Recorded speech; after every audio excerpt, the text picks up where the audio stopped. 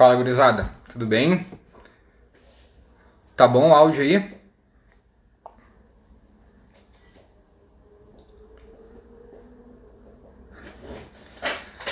O áudio tá tri ou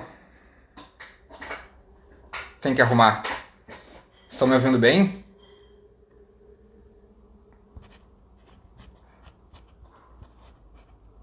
Deixa eu ajeitar aqui. Pá.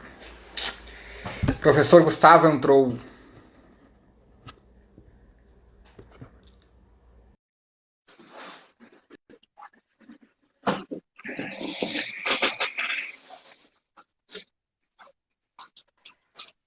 Tudo bem, Juan?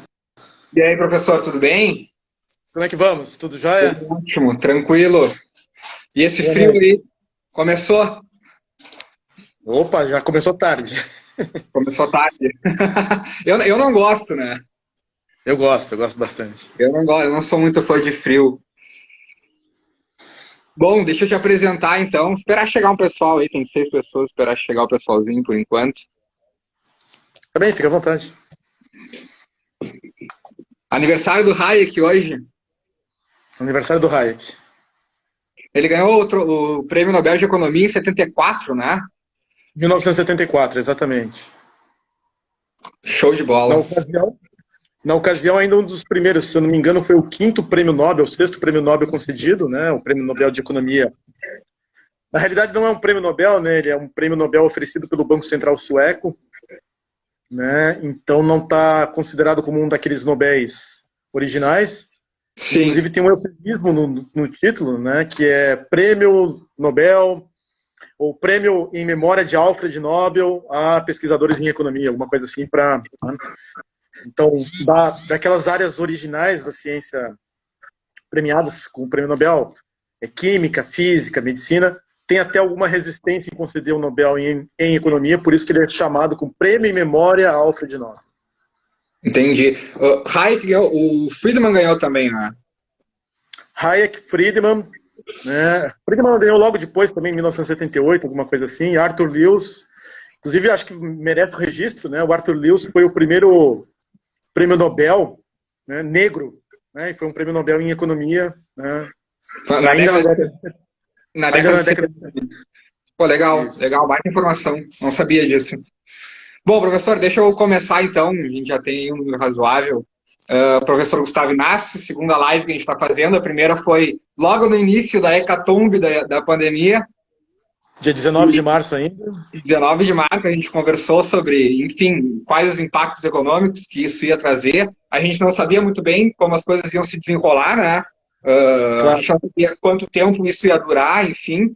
E a gente fez uma análise naquela época com o que a gente tinha. Agora aí a gente já tem quase 50 dias, eu nem sei mais, já até perdi as contas de quantos dias a gente está nessa situação de quarentena, e muito tem se falado, muito tem se debatido nos últimos tempos sobre a possibilidade de abrir, de retomar gradualmente os trabalhos comerciais, enfim, e as últimas recentes notícias davam conta de que talvez imprimir dinheiro fosse uma opção, né?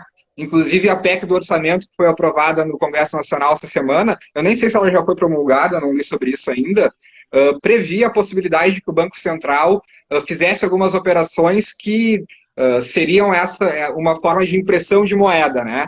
Então a primeira claro. pergunta que eu quero te fazer é: imprimir moeda é necessariamente colocar as impressoras do governo por meio da Casa da Moeda para funcionar? Ou existem outras formas de criar um dinheiro virtual, por assim dizer? Perfeito, Juan. Obrigado pela pergunta, obrigado pela participação aí, pela oportunidade, né? Eu espero que a gente encontre todos bem aí que estão nos assistindo. Uma saudação a todos que estão nos assistindo, suas respectivas famílias, né? Juan, na verdade, assim, acho que a gente tem que considerar que esse debate é um debate mundial, ele não é um debate apenas que ocorre no Brasil, né? Acho que todos os governos, nesse instante, estão pensando a respeito, estão raciocinando a respeito, e é um debate legítimo na medida em que a moeda, né, na atual configuração, ela é uma moeda fiduciária, né? O que significa ser uma moeda fiduciária? Ela é baseada na confiança. E aí eu acho que a gente tem mais elementos para discutir ao longo da live, né? O que significa ser uma moeda à base da confiança, mas ela não tem, grosso modo, um lastro. né? Então ela não tem uma correspondência em alguma coisa física ou em alguma coisa concreta. No passado, a gente teve moedas que eram baseadas, por exemplo, no ouro, né? Moedas que foram baseadas, por exemplo, na prata, moedas que foram baseadas em uma série de lastros, né? E a atual configuração, pelo menos desde 1971, né, indica que nenhuma moeda no mundo tem, né, lastro em alguma coisa física. Ou seja, eu posso imprimir, enquanto governo, se eu julgar conveniente, eu posso imprimir moeda e as pessoas confiarem, o público confiar nessa minha moeda, né? Então, até por isso, acaba se tornando um debate legítimo. O debate em si é legítimo, né? Só que é uma estratégia, né, Juan, que ela tem os seus prós e os seus contras, né? Claro. Se a gente colocar aí os prós, né, primeiro, imprimir moeda ao invés de emitir dívida significa que as sociedades estariam, em tese, menos endividadas, né? Por outro lado, significa também que o poder de compra da sociedade diminui. Imprimir moeda significa, em última análise, que o governo está criando poder de compra favorável para si, favorável ao governo, né, está criando um poder de compra artificial em detrimento de todo o restante da sociedade, né? Isso vai ser manifestado, por exemplo, na forma de inflação. E a gente sabe, né, que ao longo da história, a inflação ela sempre pune os mais pobres da sociedade. Porque os mais ricos, eles têm como proteger o seu patrimônio, eles têm como proteger as suas aplicações financeiras, e os mais pobres, por não terem acesso a esse tipo de produto, ou por não poderem adquirir patrimônio, em geral são os mais prejudicados. Inflação, professor, o que é exatamente? Assim, quando me perguntam o que é inflação, eu costumo responder de uma forma grosseira, porque eu não tenho conhecimento técnico, né? De que inflação é o excesso de demanda, o excesso de consumo, o excesso de dinheiro, que faz com que ele valha menos. Qual é uma explicação assim técnica, mas palpável para as pessoas entenderem o que significa a inflação? Claro, claro. Na verdade, assim, Juan, eu vou começar pela explicação técnica, mas eu espero não assustar ninguém, né, porque eu quero traduzir esse economês, por favor, né?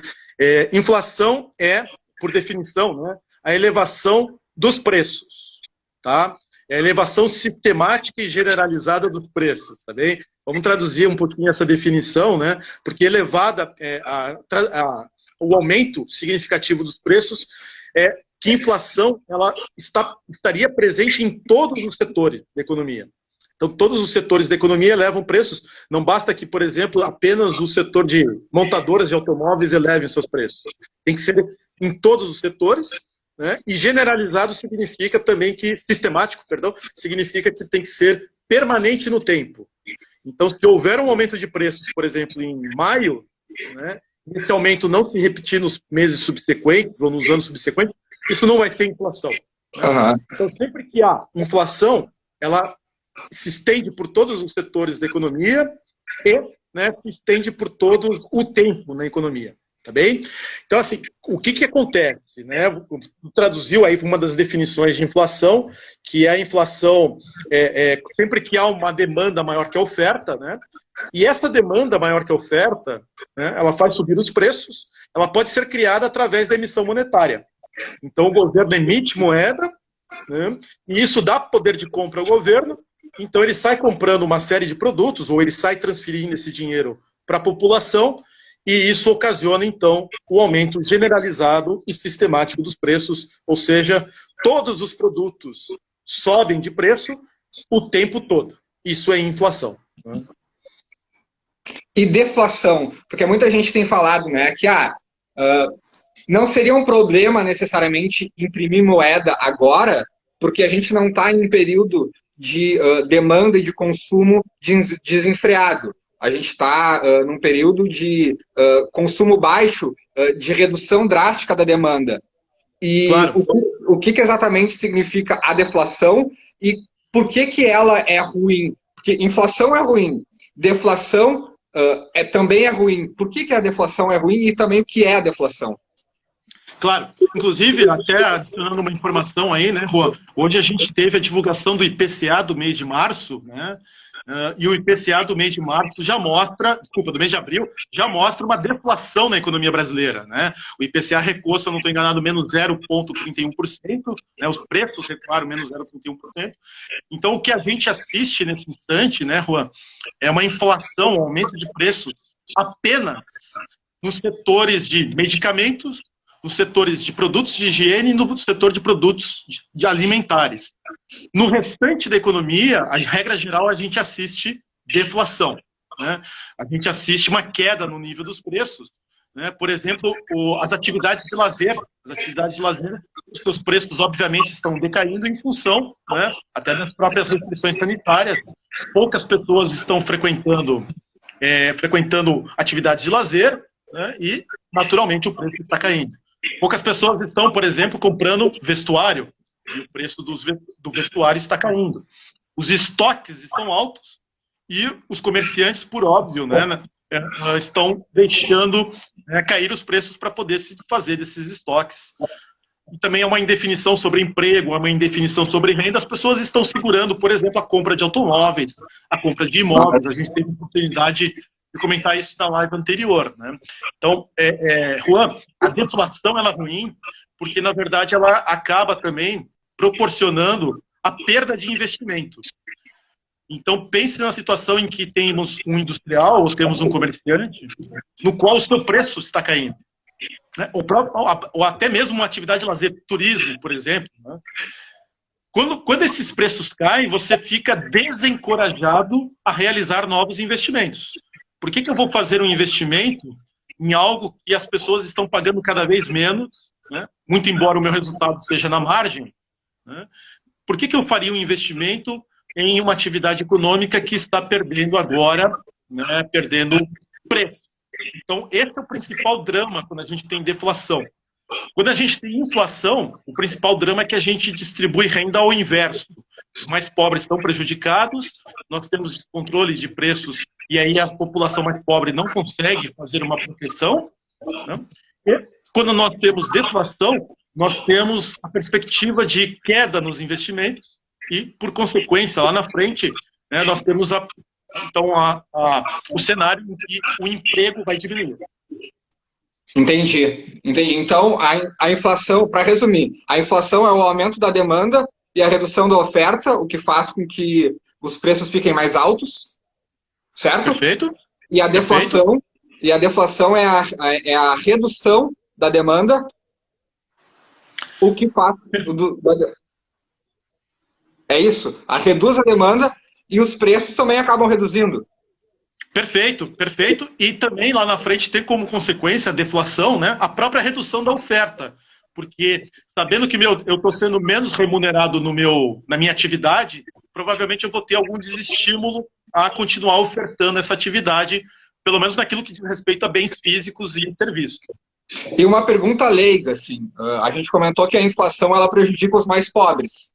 Porque ela faz uma distribuição de renda, aquele que tem capital para investir, para resguardar seu patrimônio, fica bem, e aquele que não tem esse capital acaba perdendo dinheiro, porque ele não tem como acompanhar o crescimento dos preços. A deflação, se por um lado a inflação ela prejudica os mais pobres, a deflação favorece os mais pobres? Não, ao contrário, a deflação também prejudica os mais pobres, no sentido de que, não havendo oferta, não haverá produção. E não havendo produção, então não haverá emprego ou não haverá renda, consequentemente, né? Então, o que a gente espera sempre de um processo deflacionário que seja longo, que seja intenso, né, é a perda de emprego, a perda de vagas e a perda de renda, consequentemente. Entendi. Bom, e dentro desse cenário que a gente está vivendo hoje, de pandemia e de crise econômica, o Banco Central tem adotado uma política de controle dos juros, né? Controle dos juros, diminuição do depósito compulsório dos bancos, para ver se os bancos se motivam a emprestar mais dinheiro para as pessoas. Tem muita gente reclamando que esse dinheiro não está chegando na sociedade, esse dinheiro acaba ficando retido. Então, imprimir dinheiro hoje seria uma solução dentre várias outras que podem ser adotadas. Essa solução hoje causaria um efeito de inflação ou seria uma forma de controlar a deflação? Tá, vamos por partes aqui, Juan. Tu fez duas observações interessantes, eu vou me dedicar à primeira por hora, tá? A primeira percepção que eu tenho é que, de fato, esse fenômeno está ocorrendo, né? Ainda que o Banco Central brasileiro tenha disponibilizado reservas compulsórias, ou seja, né, dado maior liquidez aos bancos e outras vantagens, redução da Selic e outras coisas, né? Nós temos, regra geral, né, um afrouxamento da política monetária. Lamentavelmente, no Brasil, nós temos um oligopólio bancário, né? Então, hoje é o aniversário de Hayek, né, como tu bem lembraste aí no início da live, né? Então, nós, infelizmente, não temos concorrência, aquilo que o Hayek tanto enfatizava, né? Nós não temos concorrência no setor bancário brasileiro. Se nós formos falar do setor bancário brasileiro, ele está concentrado em 5 bancos, 2 deles públicos, né? 3 deles grandes bancos privados, e infelizmente é isso que leva à situação de juros altos, ainda que, né, o Banco Central tenha proporcionado liquidez a esses bancos. Então você vai lá, por exemplo, agora tentar obter capital de giro para a tua firma, eles vão cobrar 50%, 60% ao ano, e eles não estão errados nesse sentido, porque, né, não se tem uma clareza sobre quais empresas vão ficar de pé, quais empresas não vão ficar de pé. A gente tem muita dificuldade para fazer uma avaliação de risco. O fato é, Juan, que mesmo que houvesse uma grande concorrência, ainda assim nós permitiríamos, mesmo numa situação de incerteza ou de uma assimetria de informações como agora, nós teríamos uma queda significativa nos juros. Então, o que falta ao setor bancário, e aí eu pego o gancho do teu comentário, por favor, né, que é bem importante, o que falta no setor bancário é mais concorrência. A gente tem a emergência de fintechs, a gente tem a emergência, né, de outras instituições, outros mecanismos de provisão de crédito na economia brasileira, mas, lamentavelmente, eles ainda não são suficientes, né? A maior parte das pequenas e microempresas procura o sistema bancário tradicional, né? Ou não procura, por exemplo, uma venture capital, alguma coisa do gênero, e, lamentavelmente, estão sujeitas aí a tomar empréstimos a 40%, 50% ao ano, terem executadas as suas garantias, né? A gente pode aqui comentar, se tornou público, o caso das Azul Linhas Aéreas, o setor que foi, né, praticamente do espaço, né, literalmente para o espaço, né? O caso das Azul Linhas Aéreas foi emblemático no mês de abril, né? A Azul Linhas Aéreas entendeu que era proibitivo dentro do fluxo de caixa que estava arrebentado por não ter receita, não ter voo, né? Era proibitivo pagar juros. Eles preferiram ser executados nas suas garantias do que pagar juros. Então, a instituição que proveu o crédito às Azul Linhas Aéreas acabou se tornando sócia agora das Azul Linhas Aéreas, né, em função da execução dessas garantias, né? Então, é uma situação lamentável, uma situação na qual, né, decorre principalmente da ausência de concorrência. A ausência de concorrência que o Hayek tanto mencionava nas suas obras e que, lamentavelmente, não ocorre ou deixou de ocorrer no setor bancário brasileiro. Se a gente recuar no tempo 30 anos, né, Juan, a gente vai encontrar um setor bancário que tinha uma concorrência razoável, né? A gente tinha várias casas bancárias, Banco Noroeste, Banco BCN, Banco Real, Banco Nacional, né? Várias casas bancárias, eu citei apenas algumas aqui, nacional, e que foram sendo consolidadas em Santander, Itaú e Bradesco, lamentavelmente. O que aconteceu, professor? O pessoal está fazendo pergunta aqui, e daí eu vou deixá-las mais para o final, tá? Depois que a gente encerrar esse tema de impressão de dinheiro e consequências, eu trago as perguntas.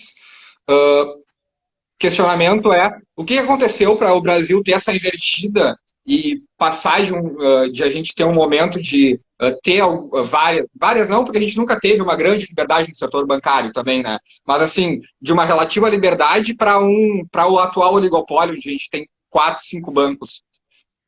Na verdade, o que ocorreu foi uma consolidação, né, Juan?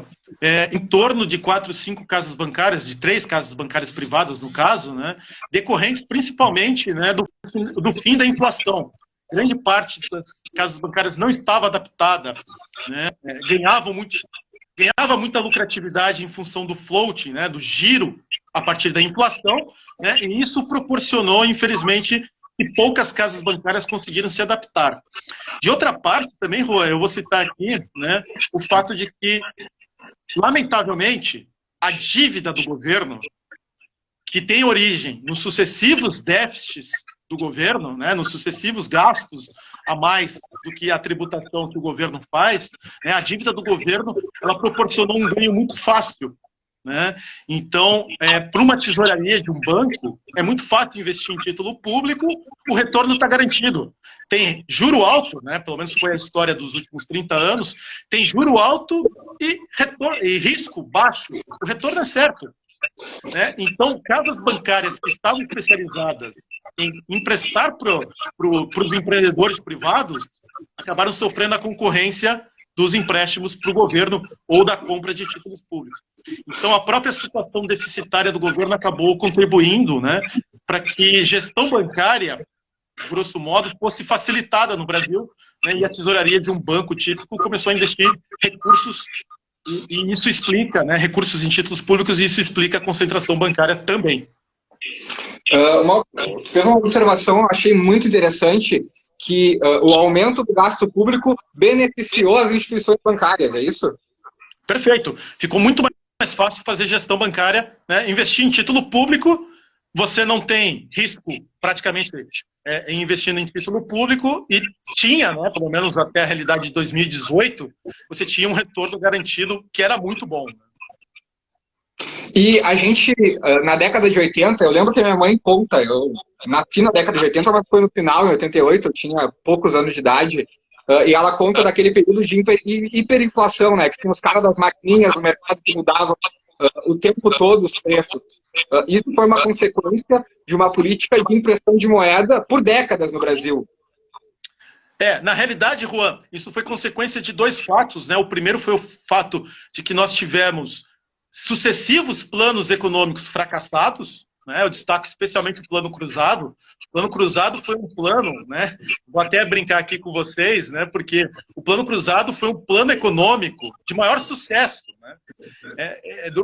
Melhor, ele foi o plano político de maior sucesso no Brasil. Como plano econômico, ele não tinha a menor lógica. Ele reverteu a lei da oferta e da demanda, congelando preços.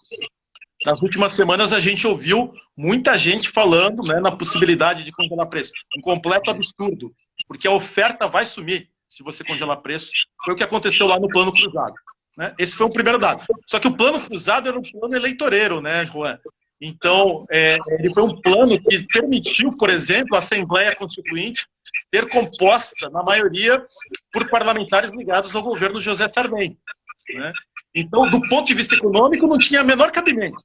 Mas do ponto de vista político, né, no dia 17 de novembro de 86, quando os votos ainda estavam sendo contados, né, foi anunciado um Plano Cruzado 2 que invertia completamente a lógica do Plano Cruzado decretado em fevereiro de 86. Então, assim, eu costumo dizer, né, Juan, que o Plano Cruzado é o de maior sucesso no Brasil, só que não é um sucesso econômico, é um sucesso político. Né? E nesse sentido, o fracasso dos sucessivos planos econômicos, tá, Juan, acabou ocasionando para nós, tá, uma aceleração da inflação.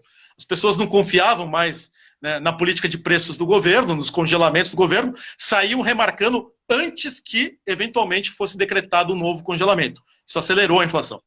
O segundo fato é a moratória da dívida externa em 87. O Brasil tinha uma dívida que era preponderantemente externa, obtida junto ao mercado internacional, o seu financiamento, e ali naquela moratória de 87, você fecha as portas para financiamento externo. Ninguém mais confiaria no governo brasileiro. Então, a alternativa foi imprimir moeda. No final de 88, no início de 89, né, esse processo se acelerou, levou-nos à hiperinflação, levou a uma inflação que era da casa de mais de 2.000% ao ano, né, inviabilizou completamente, né, certos produtos financeiros. A gente tinha aquilo que era chamado de overnight, que era uma correção do dia para a noite, né, da sua conta bancária, né, os depósitos à vista, veja você, eram remunerados, porque a inflação era de 2.000%, né, então isso acabou ocasionando. Então, assim, o governo brasileiro, na realidade, Juan, ele imprimiu moeda muito fortemente em 88, 89, isso ocasionou a aceleração da inflação, para que pudesse fazer o seu financiamento, já que no exterior ninguém aceitava mais títulos públicos brasileiros. Hoje saiu uma notícia, eu até te mandei agora de tarde, que o Banco Central tinha falado talvez a necessidade de imprimir moeda para pagar o auxílio emergencial, né?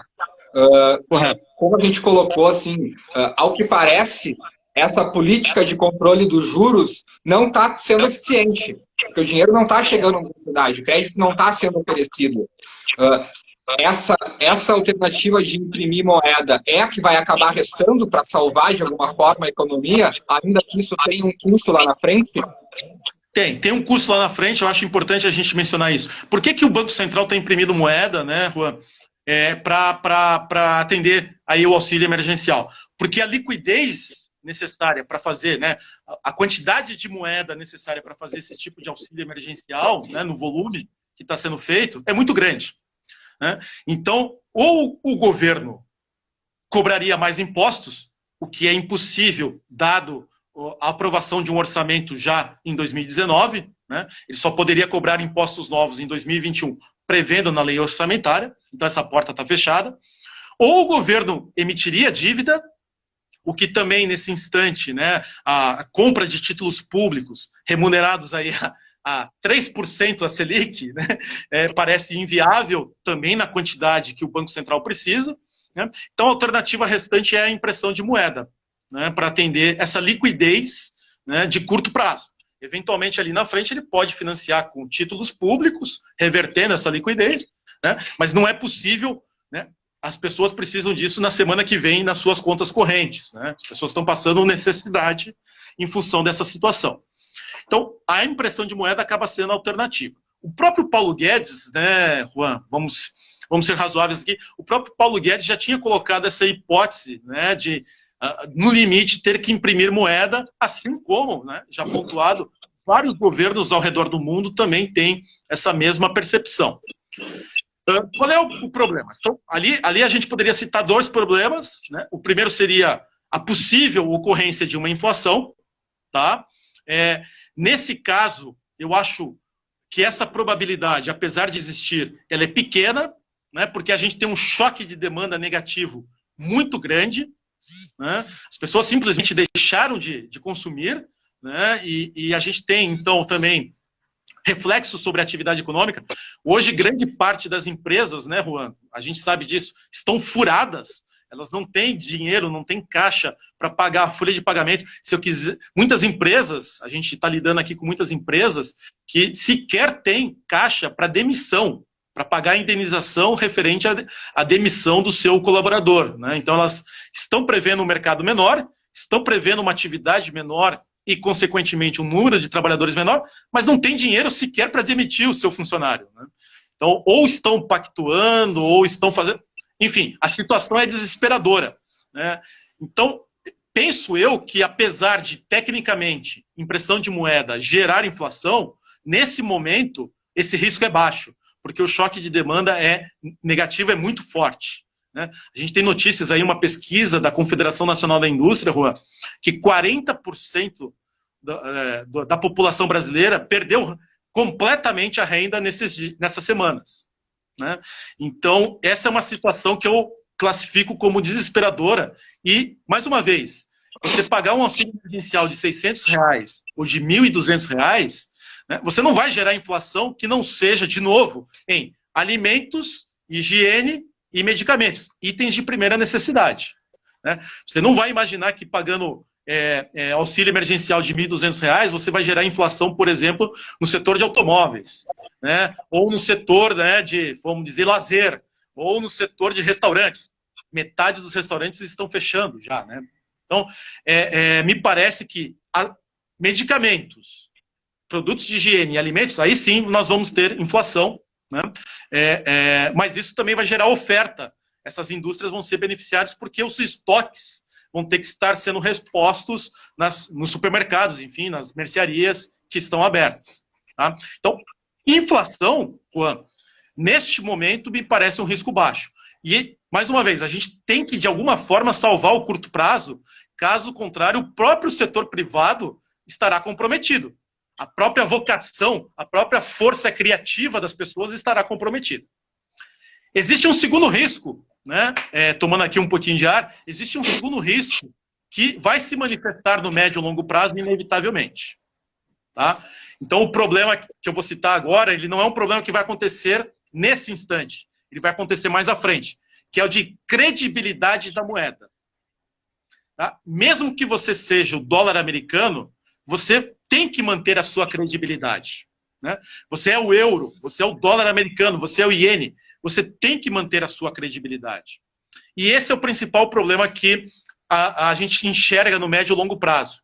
Porque, por exemplo, né, no dólar americano, né, nós vamos fazer a 4ª grande emissão monetária, né, em 88 anos. Né, 1932, 1973, 2008 e 2020. Cada uma dessas emissões monetárias é cada vez maior. Né? Essas 4 emissões sucessivas no tempo são cada vez maiores. Então, é uma emissão, grosso modo, né? Uma emissão a cada 22 anos. 1932, 1973, 2008, 2020. A 4ª emissão em 88 anos.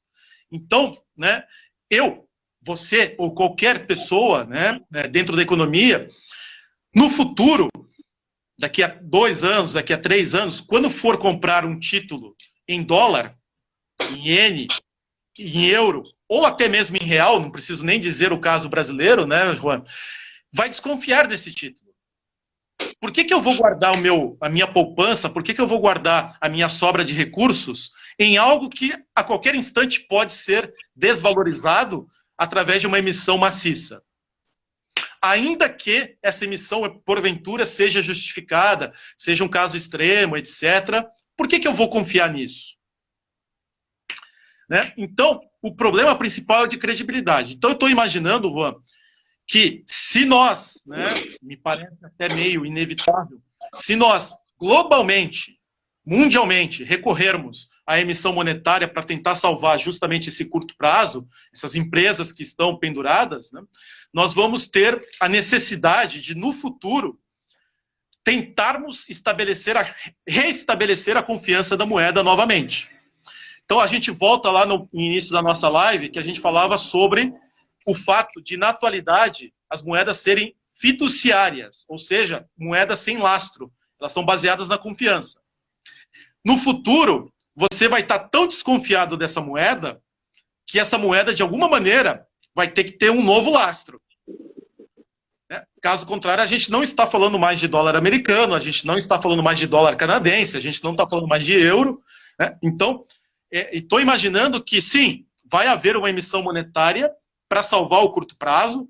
Os nossos problemas adquiriram uma importância de curto prazo muito grande, o próprio setor privado está comprometido, mas no futuro, se você quiser manter a confiança nessa moeda, essa moeda vai ter que ter lastro.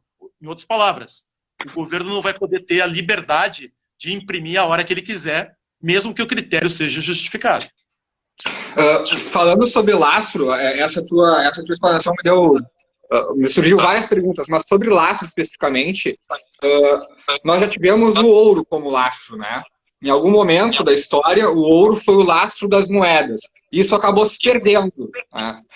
Tu acha que seria possível que o ouro voltasse a ser o lastro da moeda? Existe quantidade de ouro suficiente para lastrear todas as moedas mundiais nele? Ou a gente teria que encontrar um outro produto para que servisse de lastro para a moeda?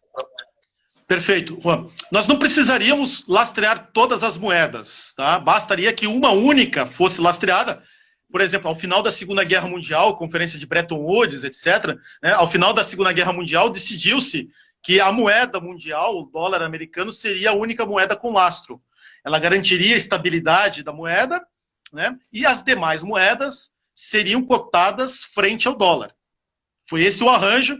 Inclusive, os Estados Unidos deram uma enroladinha, né, os governos democratas deram uma enroladinha, e aí, em 1959, só em 1959, 12 anos depois de Bretton Woods, que os governos o governo americano, no caso, foram estabelecer o lastro em ouro. Ao longo dos anos 60, o governo americano gastou muita grana, né, imprimiu muito dinheiro para financiar a guerra do Vietnã. Uma guerra do outro lado do mundo que envolveu 500 mil militares, né? Então, a logística disso é muito grande, né? A quantidade de equipamentos militares que foi utilizada foi muito grande e a despesa subiu enormemente. Então, em 1971, o governo Nixon abandona o lastro, novamente, torna o dólar americano, mais uma vez, fiduciário, ou seja, baseado na confiança, né? E, desde então, nós não tivemos mais a recuperação disso. Então, Juan, respondendo objetivamente, pode ser o ouro, né? Pode ser a prata, pode ser o bronze, o lastro pode ser qualquer tipo de mercadoria que dê, né, mercadoria física, que dê a correspondência, que a gente possa observar a correspondência, né? Como se diz... Pode ser o nióbio. Pode ser o nióbio, né? Mas aí o problema é que o nióbio só é detido pelo Brasil, né? 98% das reservas estão no Brasil. Então, provavelmente não será o nióbio, né? Será algum produto que está disponível para as grandes economias. O ouro é um desses produtos. Ainda hoje, os Estados Unidos são aqueles que detêm a maior reserva de ouro.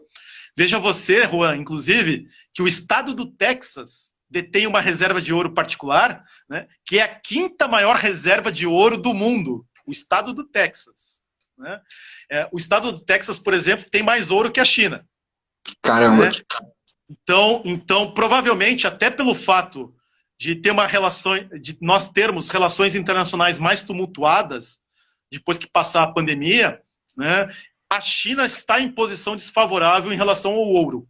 Por isso, pode ser que, de repente, seja o ouro. Né? Mas também pode ser algum outro tipo de mercadoria nova. Né?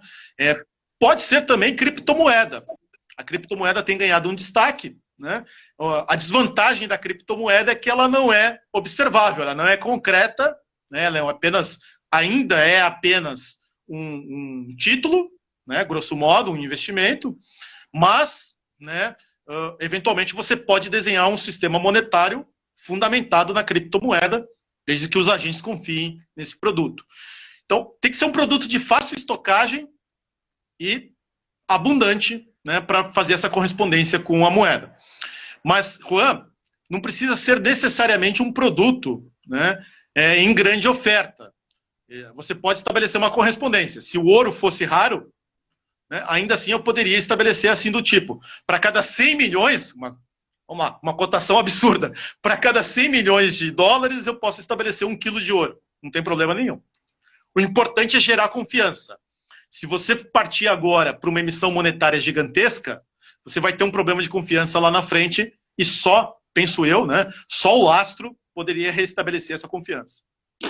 Tu falou na China agora, né? E eu ia te perguntar, porque a China foi a primeira que teve a situação primeiro da epidemia, depois a China acabou vencendo de alguma forma esse momento.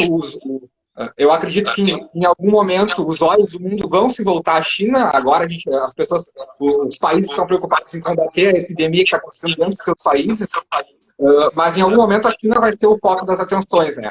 A China imprimiu moeda e essa situação tem... Opa, caiu o professor. Vamos juntar ele aqui, peraí.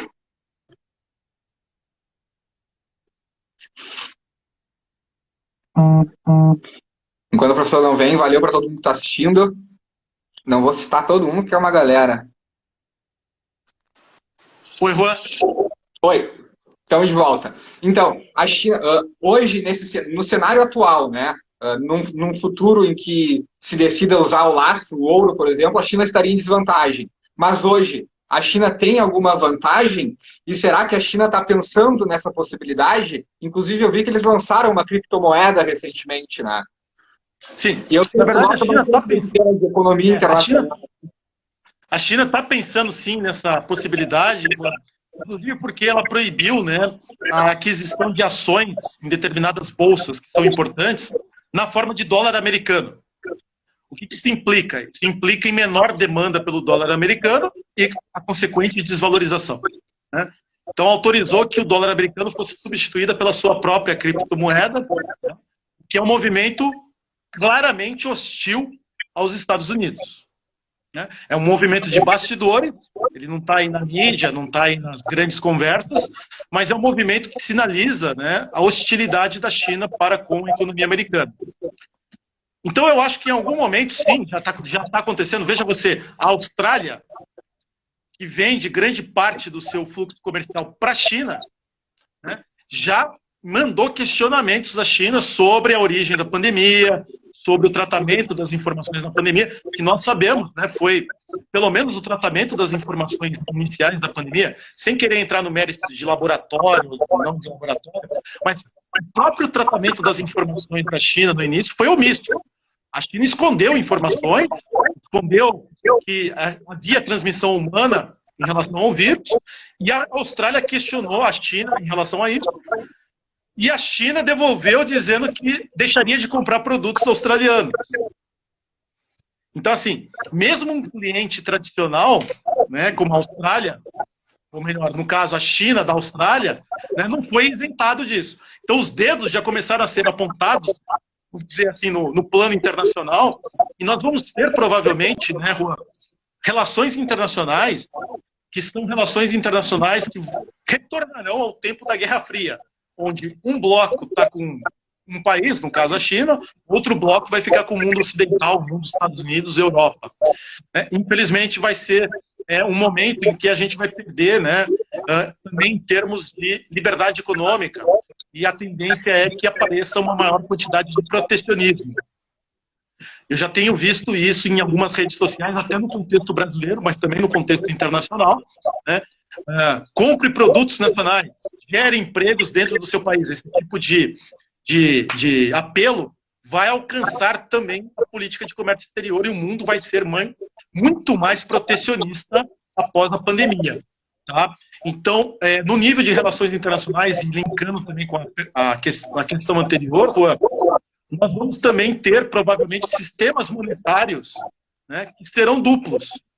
Já estava um pouquinho desenhado isso anteriormente, Juan, na forma de FMI de um lado, Fundo Monetário Internacional de um lado, e Banco dos BRICS, o Banco dos Países Emergentes, de outro. E o Banco dos BRICS era 95% do seu capital era chinês. Então, nenhuma novidade nesse aspecto. Eu acho que a gente vai ter, talvez, um sistema financeiro mundial duplo, bipolar, vamos colocar assim, um centrado na China, outro centrado no mundo ocidental, Estados Unidos e Europa, e, infelizmente, um mundo muito mais protecionista. Perda para a liberdade econômica, infelizmente. Justo agora, né, a gente estava conseguindo ter maiores avanços. Professor, voltando um pouquinho na nossa conversa sobre impressão de moeda, a gente falou nas consequências disso para a sociedade e tudo mais, e uma das preocupações que a gente até ponderou, e eu escrevi sobre isso no artigo que vai ser publicado amanhã, é o governo imprimir moeda para se autofinanciar, né, para financiar esses gastos emergenciais que estão acontecendo agora. E uma das preocupações foi de que dentro desses gastos emergenciais entrassem gastos que não são emergenciais, gastos que não são essenciais.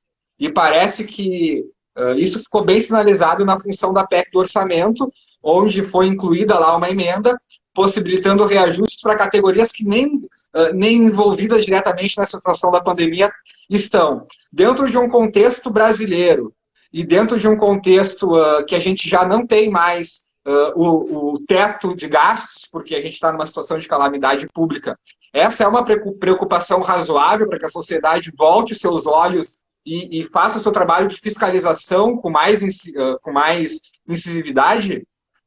Sem dúvida, sem dúvida. Grandes volumes financeiros, né, e essa era a nossa pregação anterior à pandemia, né, Juan? A gente se identificava principalmente em relação a isso, né? Grandes volumes financeiros envolvem grandes fraudes, envolvem grandes oportunidades, até não também de fraudes, mas também oportunidades de você se apropriar do público, né? Então, um governo enxuto permitiria que você tivesse maior controle, né, entre outras coisas. E, lamentavelmente, nesse momento, que é o momento que a gente tem a justificativa da pandemia para ampliar gastos públicos, lamentavelmente, outras agendas não prioritárias entram. Então, por exemplo, o financiamento dos governos estaduais. O financiamento dos governos estaduais é importante nessa ação da pandemia, porque os governos estaduais são responsáveis por ofertar saúde. Governos estaduais e municípios são responsáveis por gerir políticas de saúde, né, ainda que o plano federal dê as diretrizes. O problema é, Juan, que boa parte das receitas que estão vindo transferidas a partir do governo federal para os governos estaduais não estão vindo para o combate à pandemia. Não estão vindo, por exemplo, para aquisição de respiradores ou para, né, você fazer uma estrutura de leitos que estejam de hospitais de campanha, né, ou de melhorar a própria qualidade dos leitos já existentes. Não é nada disso. Né? É para financiar a judiciária, é para financiar legislativo, é para financiar, né, folha de pagamento de atividades não essenciais. Eu penso que nesse instante de pandemia, você certamente concordaria comigo, né, Juan? Uma vez que a gente tem um desenho de saúde pública e de segurança pública, a gente poderia até ter discutido isso anteriormente, né? Mas uma vez que você tem essas atividades como públicas, essas são as atividades essenciais. Promover, né, ofertar saúde e ofertar segurança. Né? O restante perde prioridade. E, lamentavelmente, a PEC de orçamento de guerra, aí, como você coloca, né, e, sobretudo no seu financiamento aos estados brasileiros, tem outras prioridades que não são a saúde e a segurança pública. São prioridades como financiamento ou até mesmo a manutenção dos salários em poderes, né, legislativo ou judiciário. E isso, a médio prazo, agrava a situação fiscal do Brasil, que a gente tanto combatia mais recentemente, né? As reformas mais recentes, de alguma forma, estariam até comprometidas em razão desse aumento expressivo do gasto público justificado pela pandemia. Estão comprometidas, já estariam comprometidas com o evento da pandemia, né? Então, ao natural, já estariam comprometidas. Só que, mais uma vez, ressalto, essa oportunidade da pandemia, na verdade, está permitindo a carona de muitos grupos de interesse, né? Grupos de interesse que não estão saúde e segurança pública, que, modestamente, penso eu, que são as prioridades nesse momento. E, professor, uma pergunta que me fizeram quando eu divulguei a live contigo foi sobre, Estados Unidos imprimiu moeda, a União Europeia imprimiu moeda, por que não o Brasil imprimir moeda, né? Dentro de uma lógica assim, se esses países estão imprimindo, por que não? Existe alguma diferença do dólar, do euro para o real, no sentido de injeção de liquidez na economia por meio da impressão de moeda? Existe. Existe uma diferença fundamental que eu acredito muitos heterodoxos esquecem, né, Juan? Embora seja legítimo, no momento de crise, você imprimir moeda, né, no caso brasileiro, a credibilidade da moeda brasileira é subitamente menor, né, em comparação a um euro ou a um dólar americano. Então, muitos heterodoxos, nos últimos anos, por exemplo, tentam argumentar que imprimir moeda lá em 2008, na crise do subprime, né, não gerou inflação. Tá? Então, por exemplo, Ben Bernanke, né, que é um defensor de metas de inflação, era presidente do Banco Central em 2008 e imprimiu moeda. Claro, ele se rendeu à realidade dos fatos. Aquele era um momento de gravidade e imprimir moeda era necessário, até porque o sistema financeiro, em certo sentido, estava quebrado, né, com os créditos podres do imobiliário.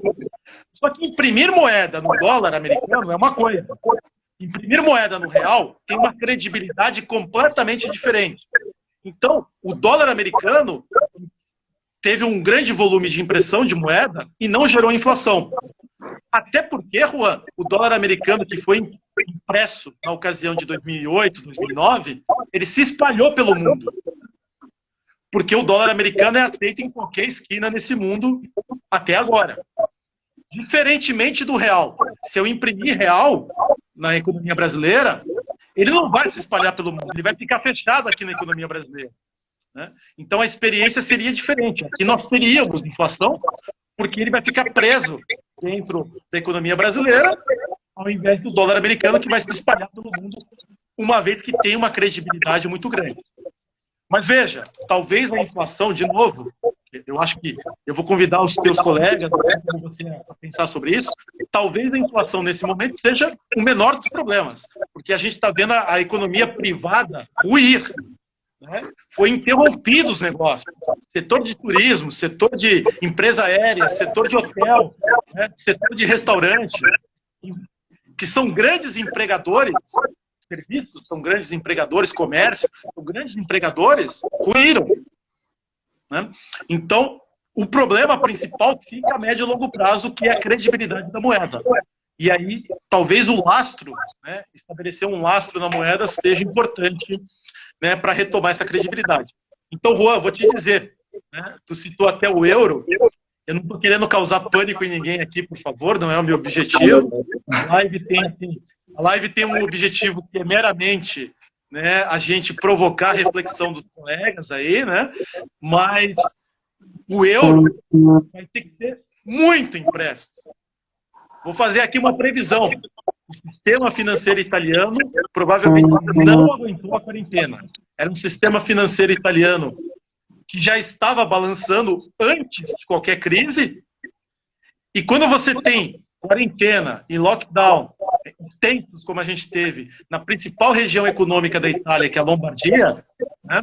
Lombardia, Vêneto e outras, olha, o sistema financeiro italiano vai precisar de uma grande injeção de liquidez, né, por parte do sistema euro. Então a gente vai ver euro voando aí pelas esquinas, porque o sistema financeiro italiano, principalmente, vai precisar de uma grande injeção de liquidez. Professor, nos encaminhando para o final já, a gente já está 40 e poucos minutos na live. Fica à vontade. Fica à vontade, imagina. Passou rápido. A gente está, desde o meio do ano passado para cá, a gente tem tido uma alta do dólar, né? O dólar tem subido. A tendência é que a partir desse momento que a gente está vivendo, o dólar exploda e passe até de R$6? Juan, quando você fala do aumento do dólar, é contra o real. Isso. Tá? Porque, na verdade, o dólar americano, por exemplo, contra o euro, a gente não teve mudanças significativas. Até contra o próprio iene japonês, a gente não teve grandes mudanças na cotação do dólar. Né? Então, esse é um movimento que, na verdade, reflete aquilo que nós mencionamos na questão anterior. Né? Reflete a falta de credibilidade do real, do governo brasileiro como um todo. Né? Então, o real é a moeda que mais perdeu nesse período de quarentena das principais economias do mundo. Tá? Então, o nosso problema é um problema de credibilidade. Só reforça aquilo que a gente mencionou na questão anterior. E, Juan, sim, provavelmente nós vamos permanecer com o real perdendo valor. Lamentavelmente. Por quê? Porque, primeiro, nós temos um tumulto político dentro da realidade brasileira. Né? A gente não sabe se a plataforma Paulo Guedes é uma plataforma que fica de pé, né? que é uma... Para o bem ou para o mal, você concorde ou discorde da plataforma Paulo Guedes, né? Precisa-se ter uma clareza, um rumo sobre o que vai ser a política econômica. Então, se não é a plataforma Paulo Guedes, qual é a plataforma? Essa clareza a gente não tem. Né? A gente não tem a clareza sequer de qual vai ser o governo, se o Bolsonaro fica, se o Bolsonaro sofre impeachment, né? Se o Congresso está a favor, se o Congresso está contra, se o Congresso vai derrubar a medida provisória, se o STF manda, se o STF desmanda. A gente não tem clareza sobre quem tá no manche, né? Quem está no comando. A gente não tem essa clareza. Eu diria que talvez ninguém esteja no comando, a gente esteja à deriva. Então, esse tipo de situação, né, Juan, com os principais governadores em conflito com o Executivo Federal, então a situação política é a principal fonte de falta de credibilidade na política econômica brasileira. Então o real tende a perder valor. De outra parte também, Juan, a gente sabe que tem várias empresas fortes brasileiras, várias sociedades anônimas, inclusive, que balançaram na crise, todas as empresas balançaram, e vão fechar, vão falir. E, né, provavelmente a gente vai ter que entender qual é a quantidade de empresas que faliu, qual é a concentração de mercado que isso gera, porque me parece claro que vai gerar concentração de mercado. Acho que o setor aéreo é o principal, né, nesse caso, o principal exemplo para nós. E isso, claro, faz com que a economia brasileira empobreça, faz com que a economia brasileira, né, ela tenha dificuldades. O fato da população, fator e último que eu vou citar aqui, Juan, o fato da população informal não ter renda nesse período, né, também compromete o poder de compra da economia brasileira e enfraquece o real. Né? Provavelmente as medidas protetivas do governo americano e dos governos europeus serão mais efetivas que as medidas protetivas do governo brasileiro. Então, isso ocasiona uma perda, um empobrecimento da economia brasileira que vai se refletir na moeda. Juan, moeda, qualquer moeda nacional reflete a força da economia local. E a força da economia brasileira, relativamente a outras economias, agora é menor. Portanto, o real também vai ser desvalorizado frente a outras moedas. Professor, a gente tem 5 minutos, eu quero te fazer mais 2 perguntas, tá? Claro, a primeira. A primeira é essa questão de imprimir moeda. Eu lembro que até pouco tempo atrás se falou, surgiu aquela história de pró-Brasil, né? Um programa desenvolvimentista, o PAC da Dilma, Programa de Aceleração do Crescimento, de volta. Poderia o governo adotar, então, a impressão de moeda para financiar esse projeto desenvolvimentista? E a segunda pergunta, que daí tu já responde numa tacada só, é o real... O nosso sistema financeiro, o real, como a gente conhece desde 1994, ele corre risco de acabar? Tá, primeira pergunta, sim, o governo pode imprimir moeda para financiar qualquer tipo de ação, né? Ele tem essa previsão legal, né? Mas uma vez o problema é, como a gente colocou, que isso resulta na falta, no médio e longo prazo, na falta de credibilidade, né? Então, essa seria a principal consequência, a meu ver, nesse instante, né, que nós teríamos. Então, pode emitir moeda para financiar o que ele quiser. Legalmente, ele tem essa prerrogativa. A questão é que, se você vai fazer uma impressão de moeda, que esteja para alguma coisa efetiva. E aí me parece que o programa Pró-Brasil, né, ou como tu coloca aí, o PAC 3, né, ele não é efetivo nas suas ações. Não são ações que vão mudar a cara da economia brasileira, vão lançar o Brasil em outro patamar. Não são investimentos logísticos, por exemplo, não são investimentos em educação, não são... Né? E isso nos leva à tua segunda pergunta também, tá, Juan? O real, dificilmente ele está ameaçado, tá? Dificilmente ele está ameaçado. Ele tem uma história de 26 anos, uma história de sucesso, né? Que até os próprios governos do PT respeitaram o real, né, e fizeram políticas de juros que respeitavam a estabilidade de preços no real, né? Notadamente Henrique Meirelles. Então, Juan, o real ele pode estar ameaçado na medida em que a gente imprima moeda e essa moeda, né, uma vez na economia, não gere crescimento econômico, seja um fracasso. Então, nós vamos imprimir moeda e não vamos ter crescimento econômico. Então, para imprimir moeda, vou me valer da tua primeira pergunta, né? Elas são ligadas. Para imprimir moeda, você tem que ter uma boa justificativa. A pandemia dá essa justificativa. Só que tem que ser investido, né, como todo recurso, nas coisas que realmente vão trazer retorno para a economia brasileira. E me parece que esse não tem sido o caminho.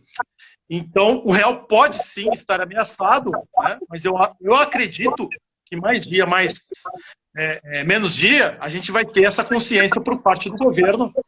Eu confio muito nessa equipe, no Paulo Guedes e no Roberto Campos, né? Roberto Campos Neto, especialmente quando o Paulo Guedes vem a público e diz que talvez tenha que se emitir moeda, eu acho que ele demonstra uma consciência de que, se porventura for necessário, vai ter que ser necessário nas coisas que são realmente importantes. Ele até pontuou, né, que ele não pode ficar preso a dogmas, né? E o dogma seria, e nós liberais temos esse entendimento, né? Imprimir moeda gera inflação, é ruim. Bom, mas se o momento e a situação exigirem, é o que vai ter que ser feito, ainda que isso tenha um custo na sociedade. Professor, o setor privado está acabando, né? Sim, o setor privado está dilacerado. Professor, muito obrigado pela live, muito obrigado pelo teu tempo, muito obrigado pela aula que tu deu aqui para nós. Eu saí daqui aprendendo muito mais do que eu sabia. Eu te agradeço de verdade e vou disponibilizar essa nossa live aqui no YouTube. Depois eu te passo o link também. Falta 22 segundos para acabar a live. Então, valeu mesmo, valeu para todos que assistiram. E, professor, mais uma vez, muito obrigado. Imagina, sempre um prazer, sempre uma alegria. Fico à disposição de você e dos teus ouvintes. Muito obrigado. Valeu, obrigado, um abraço. Vai cair. Vai cair, vai cair. Vou deixar cair naturalmente.